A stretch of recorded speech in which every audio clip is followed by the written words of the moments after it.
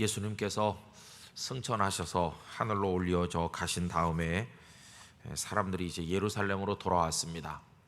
예루살렘에 돌아온 분들이 제일 먼저 하신 일이 기도하는 일이었습니다. 다락방에 모여서 하나님 앞에 열심히 기도하는 것이 첫 번째로 한 일입니다. 그리고 두 번째로 한 일이 무엇인고 하니 오늘 읽은 본문에 나오는 내용입니다마는 가룟 유다 대신 그 직무를 맡을 직분자 한 사람을 뽑아서 세우는 일을 그 다음에 했던 것을 볼 수 있겠습니다. 여러분, 무교회주의자들이 있지요. 무교회주의자들 가운데는 일본의 우찌무라 간조 같은 사람이 아주 유명한 사람입니다.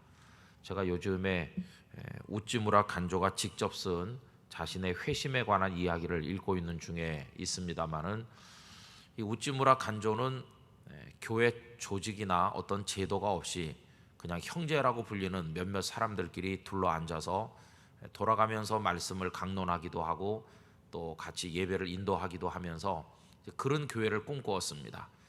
그런 교회를 꿈꾸게 된 배경에는 현실 교회에 대한 여러 가지 실망감이 반영된 것이기는 하지만은, 어쨌든 교회 조직이 필요 없는, 그러면서도 예수님의 정신을 마음에 품고 성서대로 살아가기를 원하는 그런 마음으로 무교회를 추구했습니다. 교회 없는 그리스도인의 신앙이죠.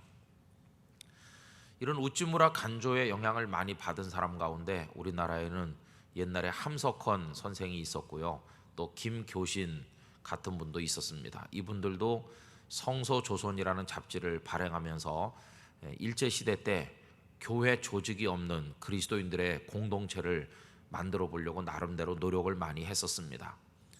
그런데 보면 이 교회라고 하는 것은 주님께서 세우신 것입니다. 교회라고 하는 단어 자체를 주님께서 사용하셨습니다. 내 교회, 이렇게 마태복음 16장에서 표현하기도 하셨고, 또 예수님께서 제자들을 한 군데 모아서 공동체가 되게 하시면서 그들에게 이제 사도의 직무를 맡기셨는데, 사도행전 6장으로 내려가 보면 사도 말고 교회 재정 관리를 맡을, 우리가 흔히 7분의 집사라고 부르는 또 그런 분들이 생겨났고, 신약성경 사도행전이라든지 서신서에 내려가 보면 장로라고 하는 직임을 맡은 그런 분들이 또 생기고, 또 복음 전하는 자도 생기고, 다양한 직분자들이 교회 안에 생긴 것을 성경이 말씀하고 있습니다. 그러니까 공동체가 존재하고 그 공동체 안에 어떤 직무를 맡는 직분자가 생긴 것은 우리 사람이 창안해냈다기보다는 성경 속에 있는 내용인 것이죠. 그래서 역사 속에 있는 교회들도 성경 속에 있는 그 교회의 모델을 그대로 수용해서 그 형편에 따라서 여러 가지 직분을 정하고 그 직분을 맡을 사람들을 뽑아 세우는 나름대로의 방식을 가지고 있습니다. 이런 전통은 이제 교회들마다 조금 다르긴 합니다. 어떤 교회는 주로 임명하는 형태로 하는 데도 많이 있습니다. 대개 그런 교회들은 이제 감독제 교회들이 그렇게 많이 하죠. 로마 천주교회라든지 아니면 감리교회 같은 조직, 아니면 영국에 많이 있는 그 성공회 조직 같은 것은 감독제 교회 정치를 가지고 있습니다.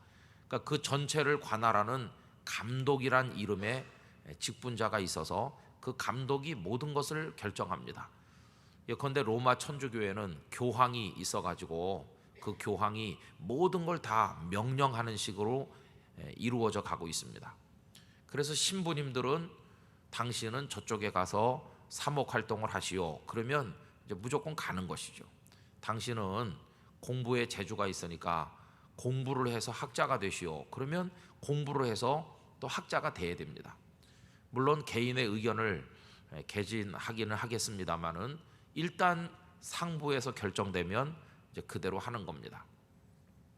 어떤 본당의 성도들에게 여기 홍길동이라는 신부를 당신들 본당에 보내니 주임 신부로 모시고 잘 지내시오. 그러면 그 신부가 마음에 들지 않아도 그냥 그대로 받아야 되는 겁니다. 우리 개신교회하고는 너무나 많이 다르죠. 우리 개신교회는 성도들이 목사님이 뭐 마음에 드느니 안 드느니 그렇게 말하기도 하고, 또 목사님들도 교회가 마음에 드느니 안 드느니 얘기하면서 목사님들도 교회를 옮겨갈 생각을 한다거나 성도들도 또 목사님과 조화가 잘 안 돼서 갈등을 빚기도 한다거나 그런 얘기들이 있지만은 캐톨릭 교회도 갈등은 있으나 어쨌든 보내주는 대로 이제 하는 겁니다. 그러니까 우리랑은 너무 많은 그 조직의 차이를 가지고 있죠. 어쨌든 캐톨릭은 캐톨릭 방식대로 이제 직분자를 세우는 겁니다. 주로 이제 명령하고 순종하는 틀에 따라서 임명 구조로 많이 돼 있죠.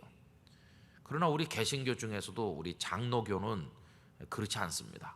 우리는 이제 성도들이 공동회라는 이름으로 모여가지고 거기서 담임 목사님을 이제 투표하기도 합니다. 그래서 목사님이 임시 목사로 오실 때는 재직들이 모여서 이제 투표를 하고, 정식으로 위임되는 목사님을 모실 때는 세례받은 교인들이 다 같이 모여서 이제 투표를 해가지고 이 목사님을 우리 교회 위임된 담임 목사로 모셔오자 이렇게 결정을 하기도 하는 것이죠.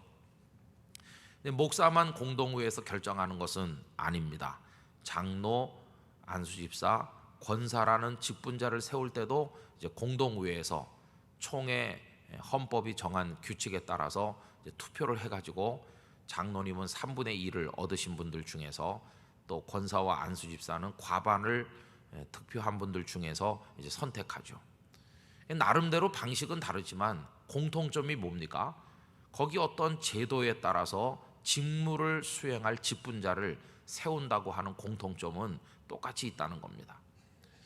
그러니까 무교회 주의자들처럼 직무도 없고 그 직무를 맡는 특정인을 세우지도 아니하고 그냥 모두가 다 똑같이 형제다 이렇게 해가지고는 상당한 문제가 거기서 노정될 것입니다.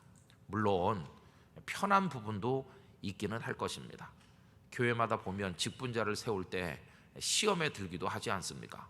그런데 뭐 서리 집사님을 당회가 임명해도 왜 나는 집사 임명해서 빠졌느냐 이렇게 섭섭해하는 사람도 생기기도 하고 많은 문제가 있을 수 있어요. 그러나 그렇다고 해서 아무 직분자도 없이 지낼 수는 없는 거 아니겠습니까? 누군가는 어떤 일을 맡아서 해야 되는 것이니까 결국은 그 호칭을 뭐라고 부르든지 상관없이 그 직무를 맡을 사람이 필요하다 하는 것입니다.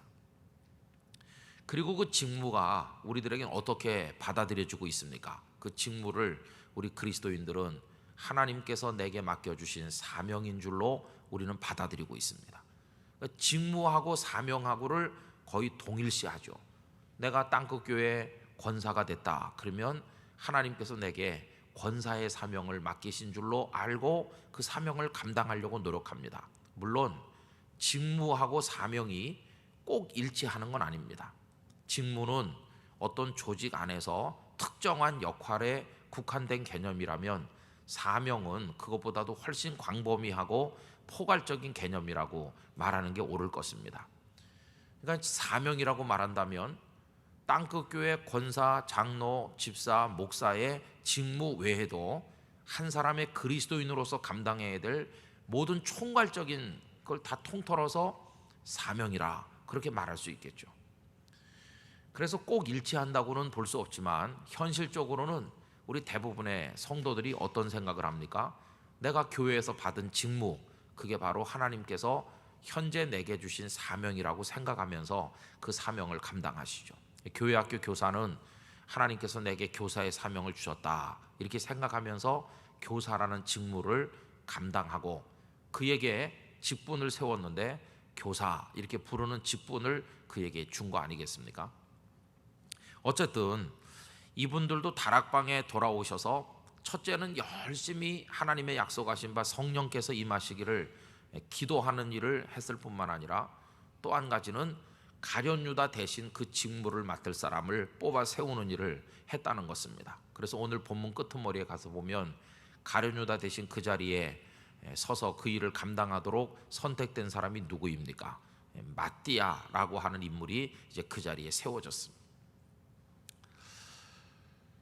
기도해서 하나님의 성령이 임하시기를 기다리는 이 모습은 위로부터 임하는 손길을 기다리는 겁니다. 그죠? 하나님께서 성령님을 보내주신다는 것은 하나님의 손이 임하는 걸 뜻하는 겁니다. 그런데 이 땅에 있는 성도들이 직무를 수행할 직분자를 세운다는 것은 사람이 뭔가를 해야 된다는 생각을 한다는 그런 뜻입니다. 우리가 노력을 하고 우리가 애써야 되고 우리가 누군가는 충성을 해야 되고, 결국 성령을 보내주시는 분은 하나님이시고 직분자를 세워서 그 사람으로 하여금 그 직무에 대해서 충성하게 만드는 건 사람들이 하는 일이죠. 결국은 하나님의 위로부터 내려오는 역사와 이 땅에 사는 사람들의 충성, 자신들이 할 수 있는 노력을 다 기울이는 충성, 이것이 서로 합해져서 어떤 열매를 맺느냐 하면 복음이 증거되는 열매를 맺는 것입니다.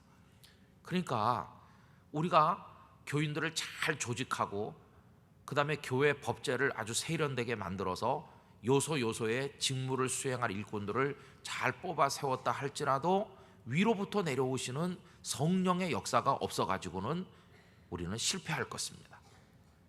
그러니까 아무리 목사가 청함을 받아서 오고 장로님을 세우고 권사님, 집사님을 임명을 해도요, 성령께서 역사하는 게 없으면 사람들끼리 모인 조직은 100번 해도 100번 실패할 수밖에는 없다는 것입니다.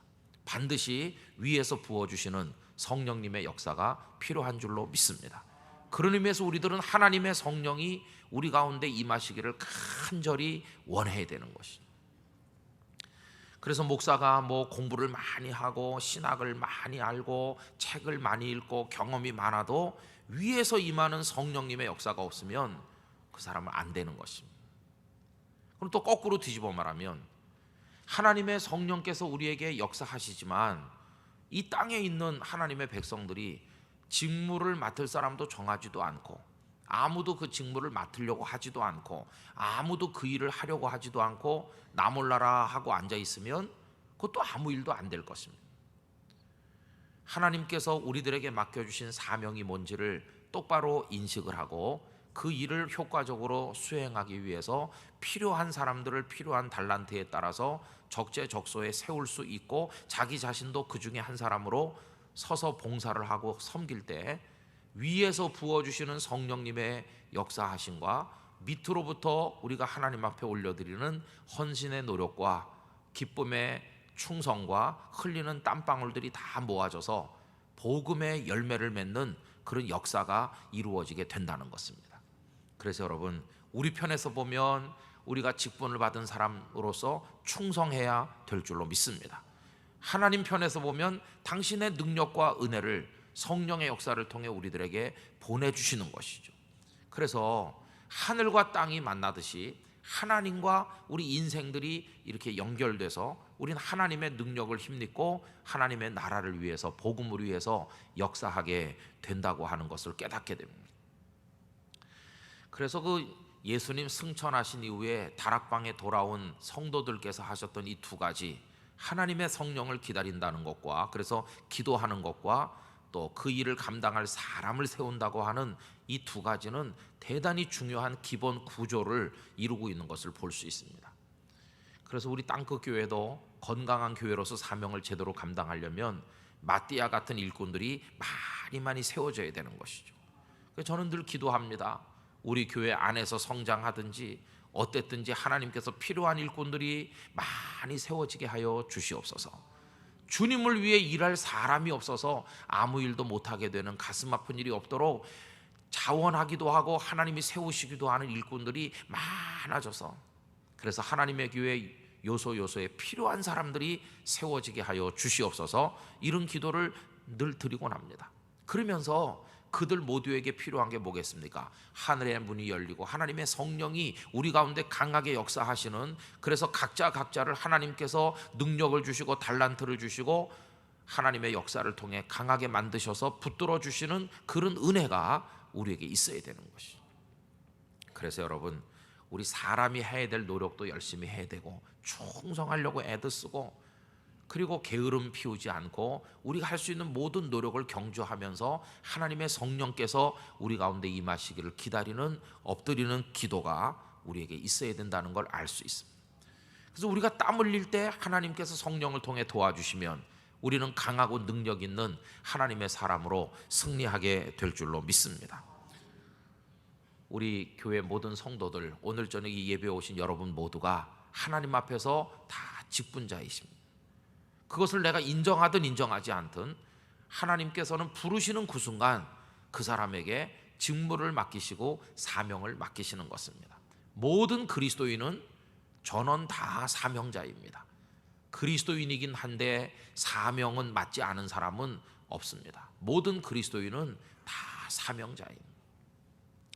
그래서 요즘에 우리 예배 마치고 예배 끝나고 이제 부르는 파송의 노래를 부르면 가슴이 뭉클해지는 것 같아요. 하나님, 우리 같이 부족하고 연약한 사람들을 이제 예배를 마치면서 우리를 이 세상으로 파송하시면서 그 찬양을 우리가 부르는데 하나님, 그 찬양의 가사처럼 우리와 함께하여 주시옵소서. 그래서 우리가 가는 길에 주의 평강이 있고 주님의 축복이 있고 왕 되신 그분이 우리와 함께 하시고 주님께서 우리와 같이 하시고 우리의 밟는 땅을 다 우리에게 주시고 하나님의 영광이 선포되고 그 찬송을 부르면 마음이 아주 어떤 거룩한 감동이, 그리고 장엄한 어떤 감동 같은 것이 밀려오는 것을 느낄 수가 있습니다. 여러분, 우린 그렇게 하나님 앞에 직분자로 세움을 받았다고 생각을 하는 게 마땅하다 하는 것입니다. 자, 그런데 문제는 이 직분이라고 하는 게 영원한 게 아니라는 게 문제입니다. 우선 오늘 이 본문 속에서 보면 그 직분을 빼앗기는 사람이 등장하고 있지 않습니까? 여러분, 그 사람이 누굽니까? 가룟 유다입니다. 가룟 유다는 우리 예수님의 제자가 돼서 거룩한 직무를 맡았던 사람이었지만 결국 그는 그 직무를 마지막까지 충성한 사람이 아니고 자살해서 죽음으로 말미암아 그 직분이 그걸로 중단됐습니다. 그리고 다른 사람에게로 넘어갔는데 그 다른 사람이 바로 마띠아 아니겠습니까? 하나님께서 내게 사명을 주시고 어떤 직무를 주셨을 때 그 직무에 충성되고 주께서 원하시는 열매를 맺지 못하면 그것이 다른 사람에게 넘겨진다고 하는 것을 우리가 잊어서는 안 될 것입니다. 여러분, 구약 성경의 대표적인 예를 들면 사울과 다윗의 관계를 예를 들 수 있어요. 사울은 이스라엘의 첫 번째 왕으로 선택된 명예로운 사람이었습니다. 초대 왕이라고 하는 명예가 얼마나 대단한 것입니까? 마치 야구 선수에게 신인 왕이 되는 것은 평생에 한 번 있는 기회인 것처럼 이스라엘의 긴긴 역사 속에서 첫 번째 왕의 명예는 딱 한 사람만이 가지는 겁니다. 그 놀라운 명예를 하나님께서 사울에게 주시지 않았습니까? 그런데 사울은 그 왕의 직무를 그만 중간에 빼앗기게 됐어요. 그가 하나님을 떠나고 맡은 사명에 불충성하고 하나님의 뜻을 이루지 못할 때 하나님께서는 그의 나라를 빼앗아서 다윗의 손에 넘겨주셨습니다. 가장 비극적인 사람은 하나님으로부터 좋은 것을 받았음에도 불구하고 그걸 남에게 빼앗기는 사람이라고 생각합니다. 사울은 비극적인 사람이 되고 말았어요. 하나님께서 우리에게 어떤 직무를 맡겨주셨을 때 그 직무가 영원하다는 생각을 해서는 안 될 것입니다.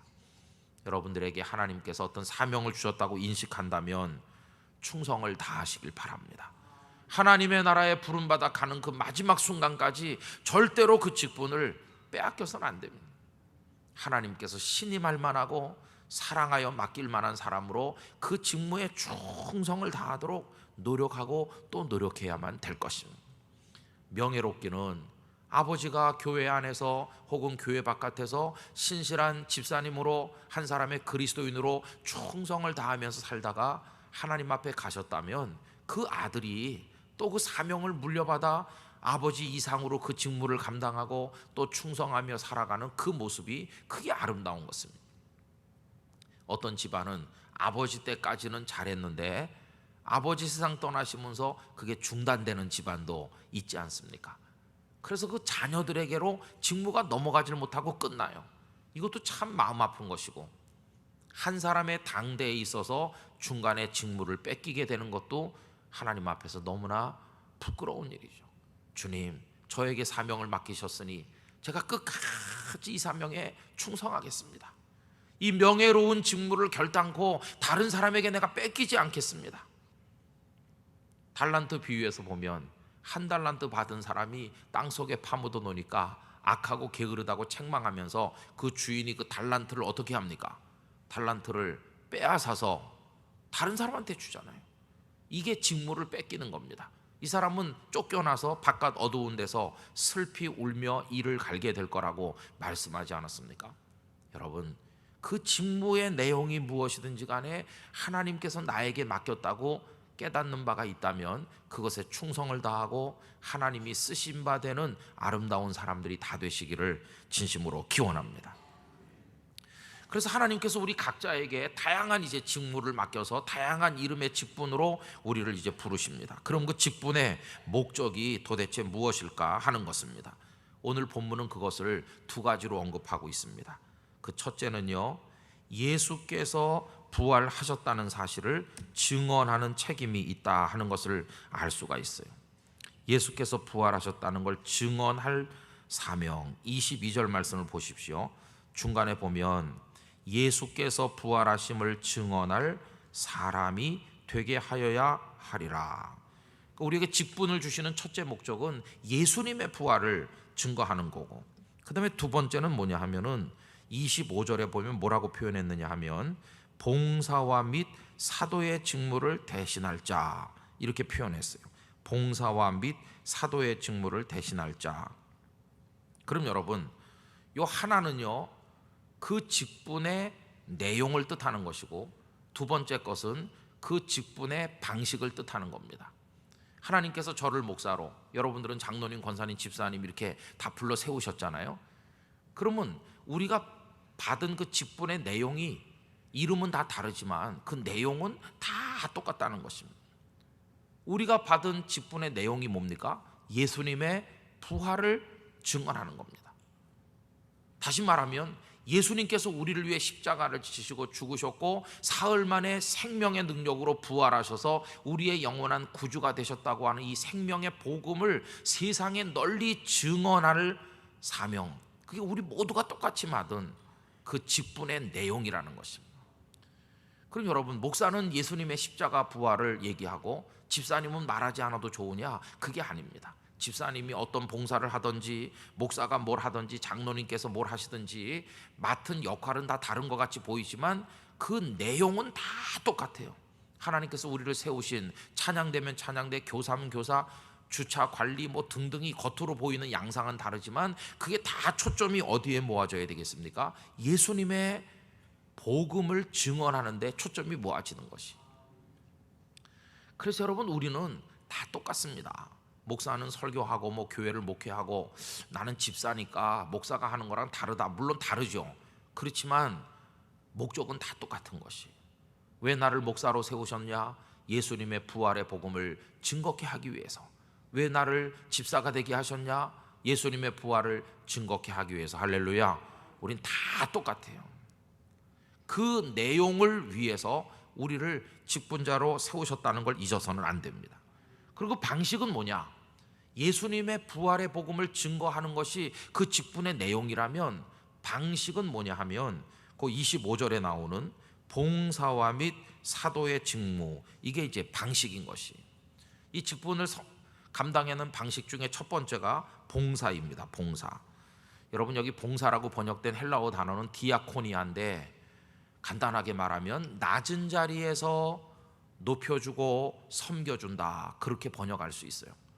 그럼 내가 지금 집사로서 내가 전도를 해서 예수님의 부활의 복음을 내가 증언하는 사명을 감당하려고 생각한다면 그 태도가 어떠해야 되느냐 하면 군림하거나 억압하거나 이런 태도가 아니라 섬김의 태도로 예수님의 부활을 상대방에게 전해줘야 된다는 것이. 그러니까 복음 전도하는 사람이 교만하든지 복음 전도하는 사람들이 강압적이든지 이렇게 하는 것은 애초부터 잘못된 것이. 그런데 여러분, 19세기쯤 와가지고 18세기부터 유럽의 나라들이 힘이 세졌어요. 중상주의를 표방하면서 나라를 부강하게 만들고 산업혁명이 일어나서 경제가 발전하고 군함을 많이 만들고 상선에도 대포를 장착해가지고 아프리카로, 아시아로 막 퍼져나갔습니다. 영국을 필두로 해서 대부분의 유럽 국가들이 세계로 퍼져나가서 깃발 꽂고 전부 자기네 식민지로 만들었어요. 그런데 그들에 의해서 점령당한 아시아나 아프리카의 나라들은 힘이 떨어지고 경제력이 뒤져서 그들에게 다 지배를 받았습니다. 특별히 아프리카 여러 나라들은 100년, 200년, 300년씩 유럽의 여러 나라들의 식민지가 돼서 억압을 당했습니다. 그런데 놀랍게도 그 아프리카 사람들 중에 기독교인들이 많이 생겼습니다. 왜냐하면 총칼을 앞세우고 들어온 유럽 사람들이 총칼을 앞세워서 기독교를 믿으라고 전했기 때문입니다. 여기 말씀하는 봉사의 태도를 가지고 예수님의 복음을 전한 게 아니라 총 들고 예수님의 복음을 전하는 겁니다. 그러니 힘없는 연약한 사람들은 반강제로 예배당 건물에 다 끌려 들어가서 앉아 있을 수밖에 없는 것이죠. 물론 그들 중에는 성령의 역사 속에 진심으로 변화돼서 복음의 사람이 된 이들도 있긴 있지만 오늘날에 와가지고 많은 문제가 생기고 있어요. 이제 민족들이 다 자각을 하면서 독립운동을 전개하면서 유럽의 여러 나라들을 다 몰아내고 이제 스스로 독립하고 하면서 이제 기독교에 대한 반대 감정들이 그 민족과 함께 생겨나는 것이. 그래서 민족주의의 상당한 밑바닥 감정은 반기독교적 감정인 것이죠. 그래서 영국은 물러가라, 프랑스는 물러가라 이렇게 하면서 그 속에 깔린 정서가 기독교도 함께 물러가라. 우리 토속 종교가 좋다. 너희들로 인해서 우리가 유린당할 때 어쩔 수 없이 기독교를 믿었지만 이제 기독교는 싫다. 이래가지고 참 아쉽게도 복음까지도 배척을 받는 잘못된 방식의 선교를 그들이 오랫동안 해왔다는 것입니다. 여러분, 복음을 전도하는 사람은 어떤 태도로 해야 되느냐 하면은 그렇게 군림해서 강압적으로 해서는 안 됩니다. 여기 봉사의 직무라고 그랬어요. 봉사의 직무. 섬기는 마음으로 예수님의 복음을 전할 때 상대방이 감동을 받고 주께로 돌아오게 된다는 것입니다.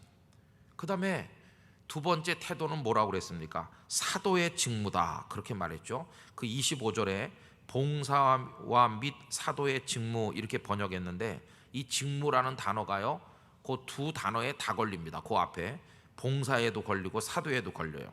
그러니까 정확히 번역하면은 봉사의 직무와 사도의 직무를 대신할 자인지를 보이시옵소서 이렇게 번역하는 게 훨씬 더 원문의 정확한 번역이죠. 봉사의 직무는 겸손하게 섬기는 직무라고 할 수 있고 사도의 직무는 뭡니까? 여러분, 사도라는 말은 보내심을 받은 자다 그런 뜻입니다. 그러니까 이 예수님의 부활의 복음을 증언하는 사람은 어떤 의식을 가지고 있어야 되느냐 하면 나는 하나님으로부터 보냄받은 사람이라는 자기 의식이 필요합니다. 보냄을 받은 사람은 가야 되는 것이죠.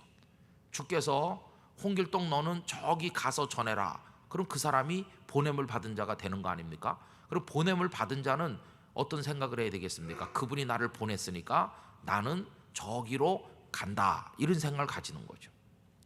그러니까 복음을 전도하는 사람은 나는 버티고 여기 가만히 있고 복음을 들을 사람들이 찾아올 때까지 기다리고 있어 가지고는 그게 안 된다는 걸 알 수 있어요. 보냄을 받은 자니까 가야 되는 것이죠. 그래서 전도자는 그냥 자리 깔고 앉아 있으면 점쟁이 점치듯 사람들이 와가지고 복음을 좀 들어보고 싶은데요. 그러면 그때 가서 전해주는 그런 방식은 아니라는 것입니다. 복음 전도자는 어떤 태도로 하느냐? 가서 전해주는 태도로 한다는 것입니다. 여러분, 가서 전해주는 모델의 그 오리지널 형태를 보여주신 분이 누구십니까? 그 예수님이시죠. 예수님께서 하늘 보좌에 앉아 계신 분이 아니라 이 세상에 오셨잖아요. 오셔서 우리에게 전해주셨잖아요. 우리도 똑같습니다. 온 천하에 다니며 만민에게 복음을 전파하라. 온 천하로 이제 보내시는 것이고 너희는 가서 모든 민족으로 제자를 삼아 그랬으니까 가야 되는 것이죠. 이게 이제 아포스톨로스라고 하는 사도라고 하는 말 속에 들어있는 개념인 것입니다. 그래서 여러분, 하나님께서 우리들을 다양한 직무를 맡겨서 직분자로 세우셨는데 그 맡은 구체적인 일은 다 다른 것 같이 보이지만 핵심은 다 똑같은 것입니다. 핵심은 예수님의 부활의 복음을 전하는 게 그 핵심이고요. 태도는 어떤 태도로 하느냐? 겸손하게 섬기는 태도로 전하는 것이고 그리고 가서 전한다 하는 것입니다. 이걸 위해서 하나님께서 우리들에게 오늘 사명자로 임명하셔서 땅끝 교회 안에 두기도 하시고 세상에 나가서 하나님의 뜻을 전하도록 우리를 불러주신 줄로 믿습니다. 자, 그러면 이 하나님의 직분을 받은 거룩한 사람으로서 우리가 쓰임 받으려면 어떤 자격이 있어야 될 것인가? 여러분, 제가 그 유인물에 21절과 22절 일부를 적어드렸는데요. 다 같이 한번 고 읽어보실까요? 요한의 세례로부터 우리 가운데서 올려져 가신 날까지 주 예수께서 우리 가운데 출입하실 때에 항상 우리와 함께 다니던 사람 중에 하나. 그랬습니다. 이제 가룟 유다 대신 한 사람을 세워야 되는데 아무나 선택할 수 있는 게 아니라 자격이 필요해요. 자격. 근데 어떤 자격이냐? 방금 읽은 그겁니다. 요한의 세례로부터 예수님께서 우리 가운데서 승천하셔서 하늘로 올려져 가신 날까지. 이 무슨 말입니까? 요한이 세상에 오셔서 예수님을 증거했잖아요. 보라, 세상 죄를 지고 가는 하나님의 어린 양이로다. 그러니까 예수님께서 세상에 처음 모습을 드러내던 그날부터 시작해서 언제까지? 예수님께서 하늘로 승천하신 날까지. 그러니까 예수님 이야기의 처음부터 마지막까지 그 얘기입니다. 예수님의 이야기의 처음부터 마지막까지. 그래서 그 밑에 괄호 1번에 보면 어떤 사람이 하나님의 복음의 일꾼 될 자격이 있냐 하면은 뒷페이지로 넘어가 보세요. 처음부터 마지막까지 알아야 돼요. 그러니까 예수님의 스토리를 일부만 아는 사람은 복음의 증인될 자격이 없다 하는 것입니다. 예를 들면 어떤 사람이 나는 예수님께서 나병 환자를 고친 얘기는 하나 들어봤는데 그 다음 얘기는 잘 모르는데요. 이런 사람은 전도자가 될 수 없는 것이. 예수님께서 이 세상에 오셔서 어떻게 공생애를 시작하셨고 어떻게 요한에게 세례를 받으셨고 제자를 모으셨고 어떻게 말씀을 가르치시고 병든 자를 고치고 죽은 자를 살리고 어떻게 십자가를 지시고 부활하셔서 승천하셨는지 예수님의 모든 스토리를 다 아는 사람이래야지 일부만 아는 사람은 복음의 증인될 자격이 없다. 지금 이렇게 얘기하는 거예요. 여러분 한번 생각해 보세요. 어떤 어려운 고시를 치르는데 60점이 과락의 기준이라고 해봅시다. 60점이 안 되는 사람은 무조건 낙방하는 거다. 그런 기준이 있다고 할 때 떨어진 사람이 자기들끼리 모여서 이렇게 말할 수 있을 겁니다. 야, 참 나는 억울하게 떨어졌어. 너는 몇 점인데? 글쎄 60점까지는 붙여주는데 난 59점이야. 너는? 아이고, 나는 그냥 거의 100질 냈더니 1점이야. 그러면 1점 받은 사람하고 59점 받은 사람이 둘이 앉아가지고 59점 받은 사람이 의시될 자격이 있나요? 둘 다 똑같은 겁니다. 둘 다 60점 안 돼서 떨어지기는 1점짜리나 59점짜리나 둘 다 떨어지긴 똑같은 것이. 59점 받은 사람이 아무리 나는 59점이라고 자랑해봤자 떨어진 사람이기는 매일 반인 것이. 여러분 우리가 예수님의 복음을 알고 전도한다고 할 때 예수님의 이야기를 일부만 아는 사람은 이 사람은 전도자의 자격이 없는 거예요. 처음부터 마지막까지 예수님의 전생에 예수님의 모든 거 우리를 향한 사랑의 전체를 다 알고 있어야 돼요. 이 사람이 복음의 증인될 자격이 있다는 것을 우리가 깨닫게 돼요. 근데 두 번째로 이 자격은 어떤 자격이냐 하면은 예수님을 목격한 사람이래야 됩니다. 여러분 거기 다시 한번 보면요. 요한의 세례로부터 우리 가운데서 올려져 가신 날까지 처음부터 마지막까지 주 예수께서 우리 가운데 출입하실 때에 이 말이 무슨 말입니까? 예수님께서 왔다 갔다 하시면서 사람들을 데리고 다니시고 말씀을 가르치고 예수님이 이 땅에서 사역을 하시던 바로 그때 그 말입니다.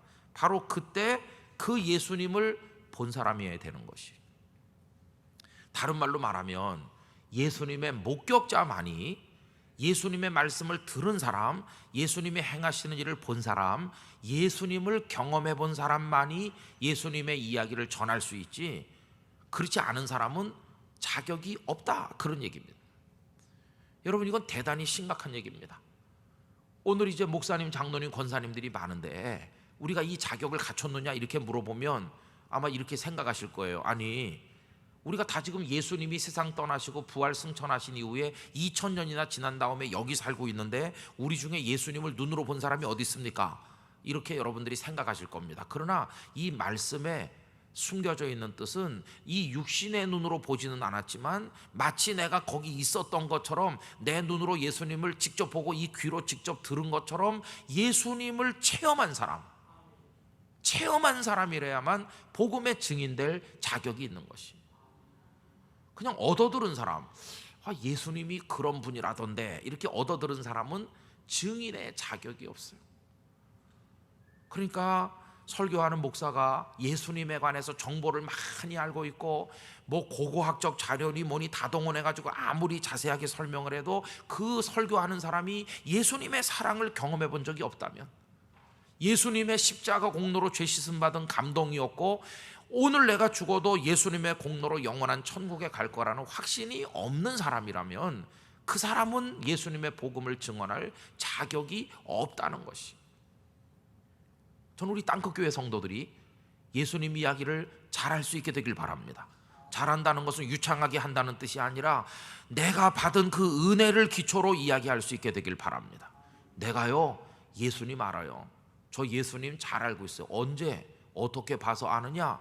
제가 비록 2000년 늦게 이 땅에 살고 있지만 나는 예수님의 사랑이 내 가슴 속에 사무쳐요. 예수님이 얼마나 위대한 분인지 제가 알고 있어요.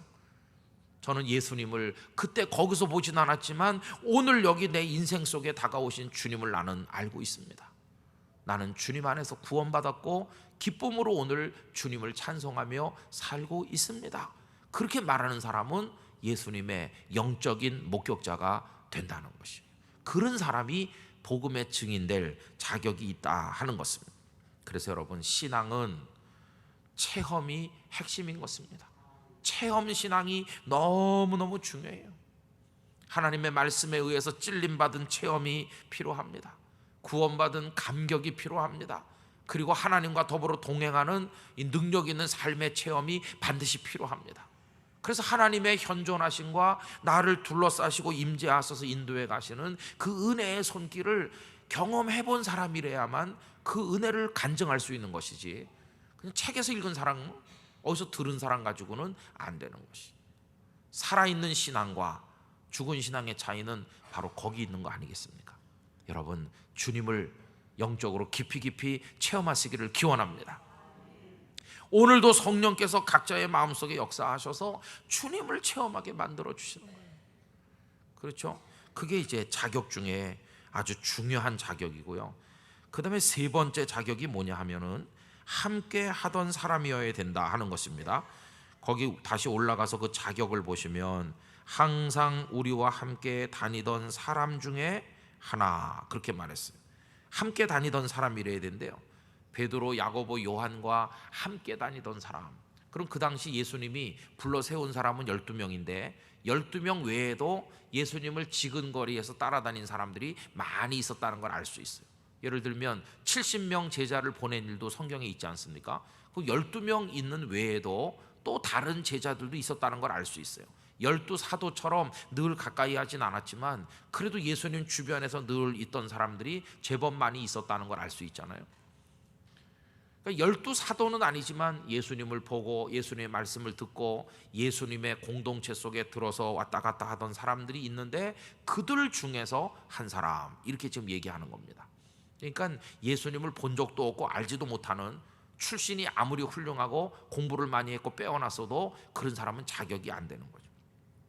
그럼 여러분, 왜 함께 있던 사람이 중요할까요? 이것은요, 공동의 증언이 중요하기 때문이에요.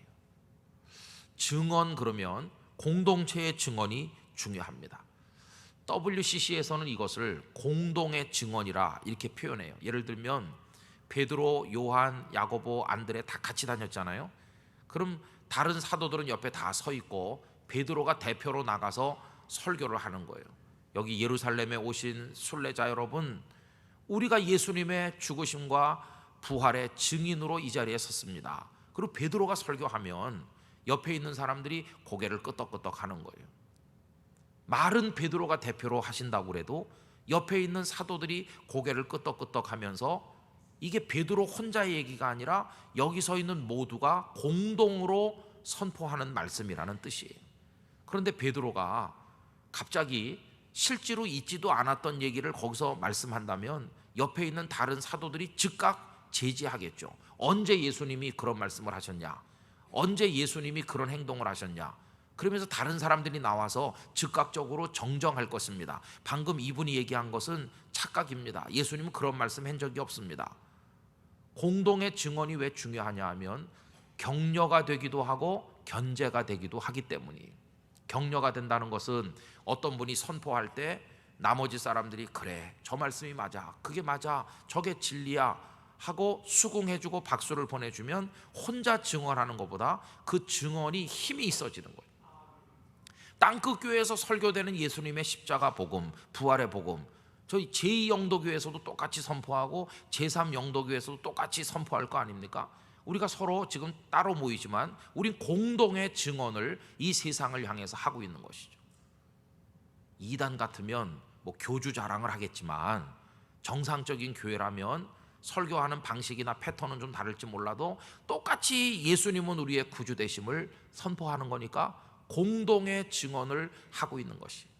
그런데 갑자기 어느 교회 목사님이 성경에도 없는 얘기를 한다든지 예수님이 말씀하지도 않은 것을 이야기하면 나머지 다른 교회들이 즉각 그걸 수정하거나 제지하면서 나섭니다. 언제 주님이 그런 말씀하셨냐? 성경에도 없는 얘기 하지 말아라. 그 사람이 계속 말하면 그날부터 그 사람은 무엇로 낙인 찍힐까요? 그 사람은 이단이 되는 거예요. 그래서 나머지 교회들이 선포하는 겁니다. 신천지는 이단입니다. 신천지가 하는 말은 복음이 아닙니다.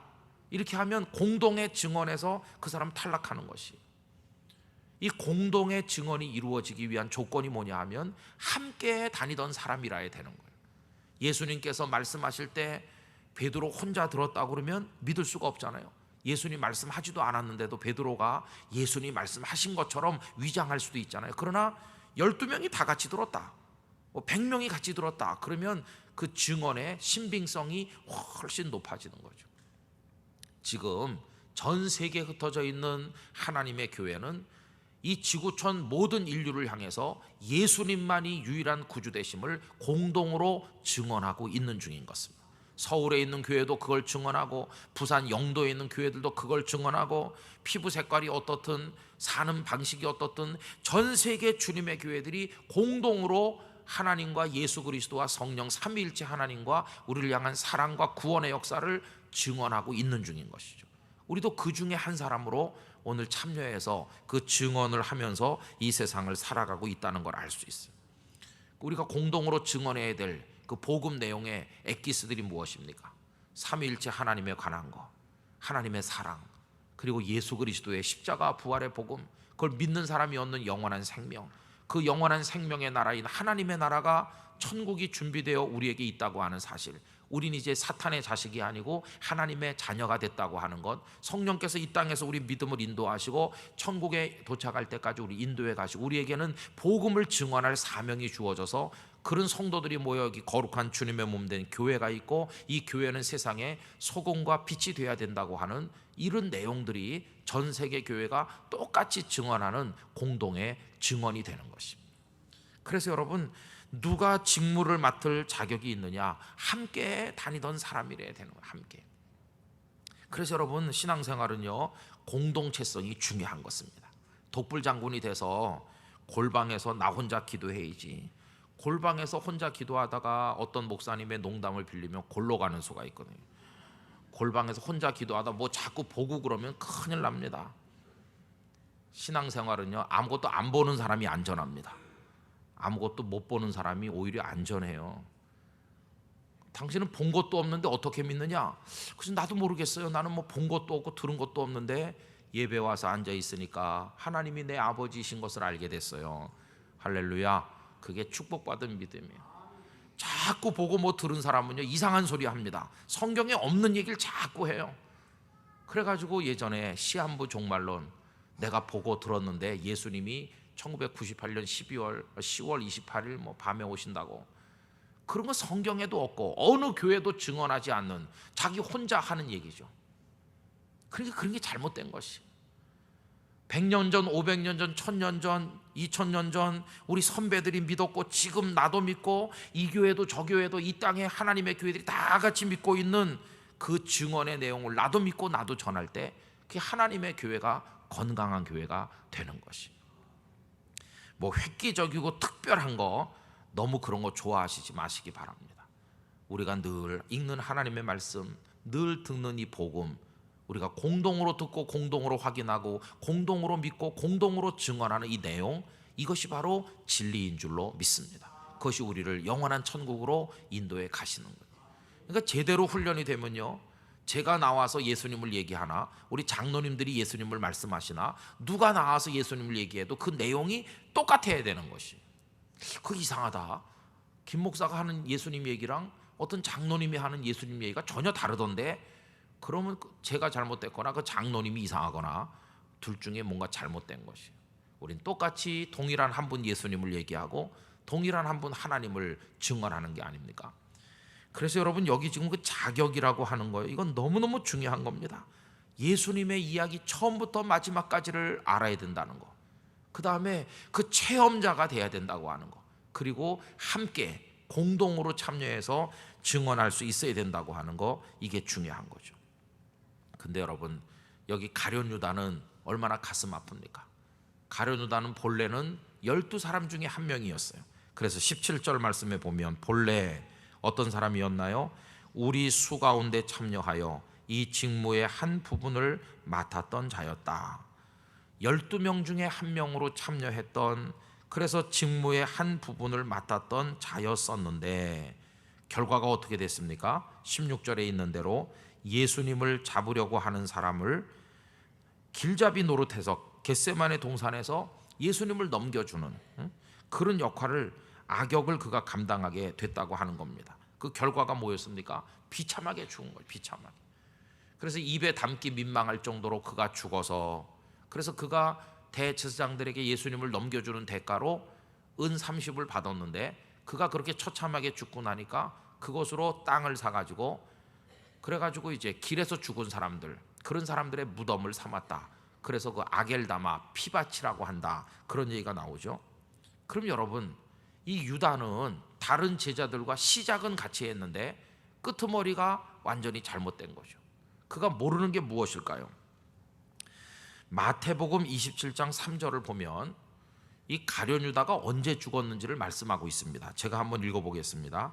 그때에 예수를 판 유다가 그의 정죄됨을 보고, 예수님께서 정죄되심을 보고 스스로 뉘우쳐 그 은 30을 대제사장들과 장로들에게 도로 갖다 주며 이르되, 내가 무죄한 피를 팔고 죄를 범하였도다 하니, 그들이 이르되 그것이 우리에게 무슨 상관이냐, 네가 당하라 하거늘 유다가 은을 성소에 던져놓고 물러가서 스스로 목매어 죽은지라. 그렇게 되어 있습니다.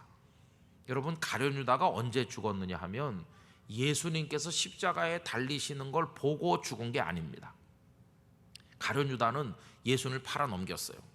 근데 많은 학자들이 왜 팔아 넘겼을까를 자꾸 생각해 봤어요. 어떤 사람들은 돈이 탐나서다 이렇게 말했어요. 그러나 많은 사람들은 그렇게 생각하지 않습니다. 물론 돈도 이유 중에 하나가 됐을지 모르지만, 이 말씀을 근거로 보면 가룟 유다는 예수님이 죽지 않을 걸로 생각했다는 거예요. 자신이 팔아 넘긴다 할지라도 예수님은 가만히 앉아서 죽을 뿐이 아니다. 그동안 내가 그분을 보니까 죽은 자를 살리고 병든 자를 일으키는 엄청난 능력이 있는 분인데, 그런 분이 왜 가만히 앉아서 돌아가시겠느냐? 그럴 리가 없지. 내가 팔아 넘겨도 군인들이 와서 끌고 가서 그분을 죽이려고 하면 그분은 뭔가 엄청난 능력을 발휘해서 그 원수들을 다 쓰러뜨리고 로마를 다 무너뜨리고 우리 유대를 다시 이렇게 세우실 게 틀림없다.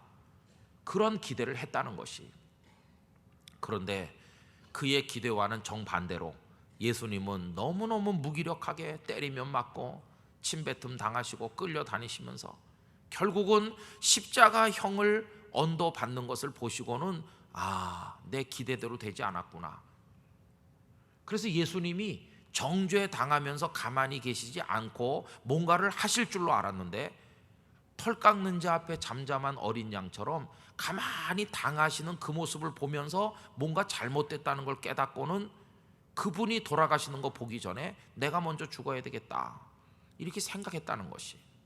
그래서 여러분, 여기 지금 마태복음 27장 3절, 4절, 5절 이 말씀이 기록되고 그 다음에 예수님이 빌라도 총독에게 가시는 얘기가 나오거든요. 그러니까 가룟 유다는요, 예수님께서 십자가에 달려서 죽으시는 것을 본 다음에 가서 자살한 게 아니고, 예수님이 십자가에 달리기도 전에 자기가 먼저 양심의 가책을 받아서 죽었다는 것이. 그럼 가룟 유다에게 당신은 예수님의 이야기 중에서 어디서 어디까지 알고 있습니까? 이렇게 물어보면 가룟 유다 뭐라고 말하겠습니까? 나를 제자로 불러준 그날부터 시작해가지고 내가 예수님이 나사로를 살리고 나인성 과부 아들을 살리고 이런 말씀 저런 말씀 하시고 병든 자 고친 건 내가 다 압니다. 그래서 당신은 어디까지 압니까? 그러면 내가 그분을 팔아 넘겨가지고 가야바 법정에 안나스에게 끌려가서 정죄 당하는 데까지는 내가 압니다. 그 가룟 유다가 그렇게 말하겠죠. 그러면 예수님의 그 다음 얘기는 모릅니까? 나는 모릅니다. 왜 당신은 거기까지만 알고 그 다음 모릅니까? 나는 그때 죽어버렸거든요. 이게 가룟 유다가 모르는 겁니다. 가룟 유다는 예수님이 끌려서 재판받고 정죄 당하는 것까지만 알고 그 다음 얘기를 몰라요. 가룟 유다는 생각했겠죠. 이제 틀렸구나. 예수님은 끝났어. 이제 정죄 당했으니까 죽을 게 뻔하고 죽으면 끝나는 거지 뭐. 이렇게 생각했다는 겁니다. 다 끝난 마당에 내가 먼저 죽어야 되겠다. 가룟 유다가 모르는 결정적인 게 뭐가 있습니까? 예수님은 끝나는 분이 아니라는 사실을 그가 모른다는 것이. 십자가에 죽으시는 한이 있더라도 그분의 이야기는 거기서 끝나는 게 아니라 부활하셔서 진짜 이야기는 그 다음에 시작된다는 걸 가룟 유다는 몰랐다는 것이. 그게 가룟 유다의 치명적인 약점이에요. 그럼 아까 이 얘기로 돌아가서 예수님의 증인이 되려면은 어디서부터 어디까지 알아야 된다고 그랬습니까? 예수님 이야기의 처음부터 끝까지가 뭡니까? 죽으셨지만 부활하셨고 승천하셔서 하늘에 올라가신 것까지 다 알아야 그게 전부 다 아는 거 아니에요? 근데 가룟 유다는 끌려가서서 정죄 당하시는 것까지만 알고 그 다음 모르는 거예요. 마치 야구 경기를 보러 갔는데 너 몇 회까지 보고 왔어? 8회 말까지 봤어. 왜 9회를 안 봤어? 보나마나 뭐 10대 0으로 지고 있는데 그거 보면 뭐 하겠어? 나 그래서 8회 말에 그냥 나와버렸어. 그럼 너 야구 경기가 어떻게 끝났는지 모르겠네. 모르지, 8회 말에 나왔으니까. 그런 사람과 똑같아요. 사실은 9회 말에 11점을 내서 11대 10으로 이겼는데 이 사람 모르는 거나 마찬가지. 진 줄로 알고 있어요. 그러나 실제로는 9회 말에 역전승을 했거든요. 근데 모르는 사람과 같아요. 왜? 8회 말에 나와버렸으니까. 여러분, 그리스도인의 이야기는요 8회 말에서 끝나는 이야기가 아닌 것입니다. 9회 말에 대역전승을 거둔 것을 알기 전까지는 예수님의 스토리를 알았다고 말할 수가 없어요. 그러니까 그리스도인들의 이야기에는 절망이 없어요. 절망인가 하고 목을 매려던 사람이 있다면 그 다음 이야기를 봐야 되는 것이, 이게 가룟 유다를 통해서 우리들에게 전해주시는 하나님의 뜻인 것을 알 수 있습니다. 그러니까 가룟 유다가 만약에 전도자로 나선다고 가정해 보세요. 이상한 얘기긴 하지만 가정하건대 가룟 유다가 전도자가 되면 어디까지 얘기하겠습니까? 예수님이란 분이 있었는데 날 데리고 다니셨고 이런 말씀 저런 말씀 하셨고 죽은 자도 살렸고 병든 자도 고치고 대단한 분이었습니다. 그럼 듣는 사람들이 그래서 어떻게 됐는데요? 그런데 그분이 재판받고 정죄당해서 아마 죽었을 겁니다.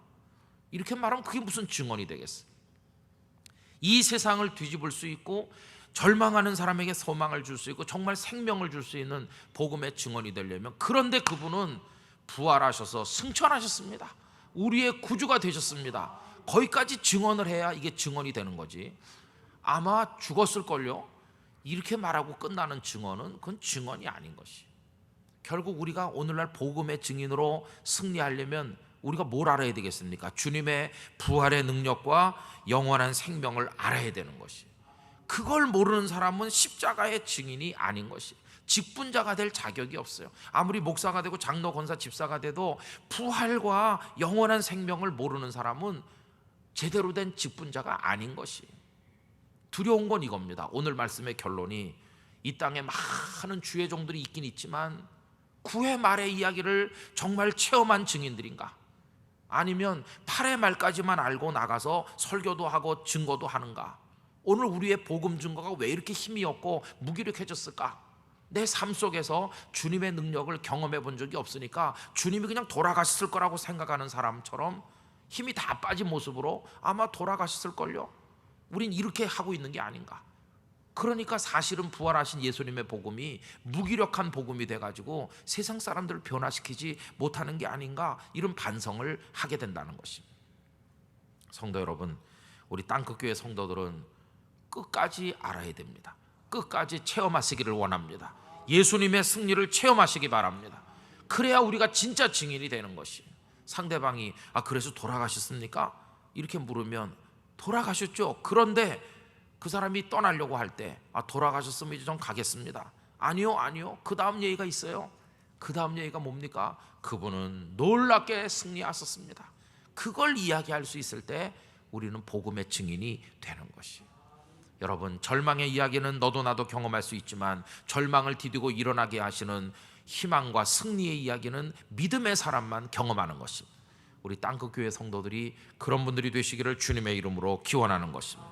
그러니까 가룟 유다는 출발은 같이 했지만 끄트머리는 다른 사람인 것이. 이 단이 뭡니까? 출발은 같이 해도 끝이 다른 게 이 단 아닙니까? 끝이 다르다. 우리는 십자가와 그 부활, 예수님의 승천, 그 영광, 영원한 생명, 하나님의 그 아름다운 이야기의 마지막 결론까지를 알고 체험하고 그걸 증언하는 이 시대 능력 있는 복음의 사람 돼야 될 줄로 믿습니다. 하나님, 우리에게 그걸 알게 해주세요. 그래서 이 사명의 길을 묵묵하게 끝까지 달려가면서 복음의 증언자로 승리할 수 있게 도와주시옵소서. 오늘 저녁에 우리의 기도가 돼야 될 줄로 믿습니다.